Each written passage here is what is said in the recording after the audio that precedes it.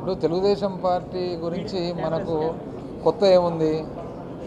ఇప్పుడు ఒక వైఎస్ఆర్సీపీతో తప్ప ఇంతవరకు ఏ పార్టీతో కలవలేదు ఒకసారి నాకు చెప్పండి. ఇంతవరకు మీకు తెలిసి తెలుగుదేశం పార్టీ ఒక వైఎస్ఆర్సీపీతో తప్ప వేరే ఏ పార్టీతో కలవలేదు. మనము ఒక పార్టీతో ఒకసారి కలవడం చూసాము, ఒక పార్టీతో కలిసిన తర్వాత విభేదాలు భేదాభిప్రాయాలు అని చెప్పి మారడం చూసాము. ఒకటే పార్టీతో రెండు సార్లు కలిసేది ఎప్పుడైనా చూసినాము? ఎక్కడైనా అసలు ఎక్కడైనా ఒకటే పార్టీలో ఇప్పుడు ఎన్నిసార్లు కమ్యూనిస్ట్ పార్టీలతో ఎన్నిసార్లు కలిసింది తెలుగుదేశం పార్టీ, బీజేపీతో ఎన్నిసార్లు కలిసింది తెలుగుదేశం పార్టీ, టీఆర్ఎస్తో కలవడం కూడా మీరు ఒకసారి బాగా గమనియండి.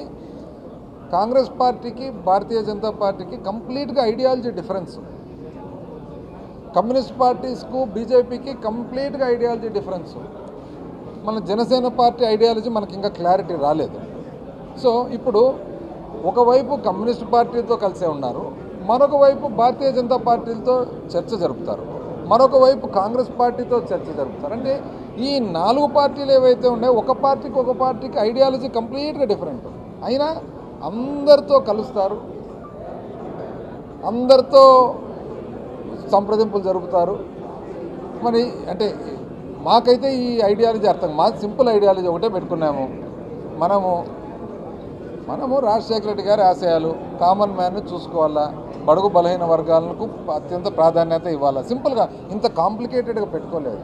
మనం ఎంతసేపు కూడా కామన్ మ్యాన్, సామాన్య మానవుడు ఎవరైతే ఉన్నారో ఆంధ్రప్రదేశ్ రాష్ట్రంలో వాళ్ళ బాగోలు మనకు ప్రాధాన్యత. నెంబర్ 2, అందులో కొన్ని సిస్టమ్స్ పెట్టుకున్నాము. ఉమెన్స్ ఎంపవర్మెంటు, రైతుల బాగోలు, చిన్నపిల్లలు మన విద్య కానీ వైద్యం కానీ పిల్లల ఎడ్యుకేషను ఎంప్లాయ్మెంట్. సింపుల్ కాంప్లికేటెడ్ కాకుండా వెరీ సింపుల్ స్ట్రక్చర్డ్గా పోతున్నాం. వాళ్ళకు మళ్ళీ అంత పెద్ద ఐడియాలజీ నాకు అర్థం కాలేదు. ఎందుకంటే ఒకటే పార్టీతో అంటే 4 పార్టీల ఐడియాలజీ వేరే, నలుగురితో మాట్లాడతారు, నలుగురితో రెండు సార్లు కలుస్తారు. ఇంకా దీనికి మనం ఏం చెప్పాలి? పబ్లికే గమనియాలి.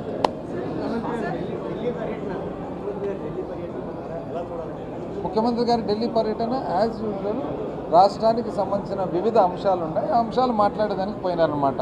పోలవరం ఆల్మోస్ట్ ఒక ఫైనల్ స్టేజ్ ఆఫ్ దీనికి వచ్చింది. పోలవరము మనకు సంబంధించిన కొద్దిగా స్పెషల్ అసిస్టెన్స్ స్కీమ్స్ ఉన్నాయన్నమాట. గత 4-5 సంవత్సరాలుగా 2014 నుంచి 19లో ఎన్నో స్టేట్కు సంబంధించిన రీఆర్గనైజేషన్ విషయాలన్నీ కూడా మధ్యలో వదిలిపెట్టినారు వాళ్ళు.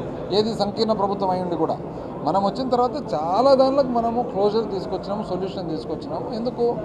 మనము ఫెడరల్ స్ట్రక్చర్లో we have maintained a good relationship with the centre, at the same time protected the interest of the state.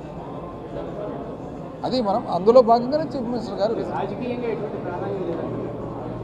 నాకు తెలిసినంత వరకు ముఖ్యమంత్రి గారు ఢిల్లీకి పోవడం, ప్రధానమంత్రి గారితో కలిసి రాష్ట్రానికి సంబంధించిన వివిధ ఇష్యూస్ ఏవైతే ఉన్నాయో ఆ ఇష్యూస్ అన్ని కూడా sort out చేసుకుంటుందని.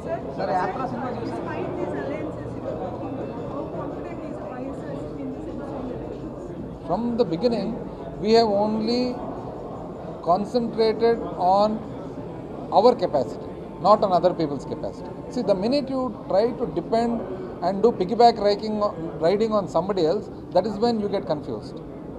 If you are confident about your own driving, ఇప్పుడు కార్ ఏదైతే ఉందో, if you are a confident driver and you know that you can drive your car well, the journey is simple. The minute you want somebody else to drive your car, that is when the journey gets complicated.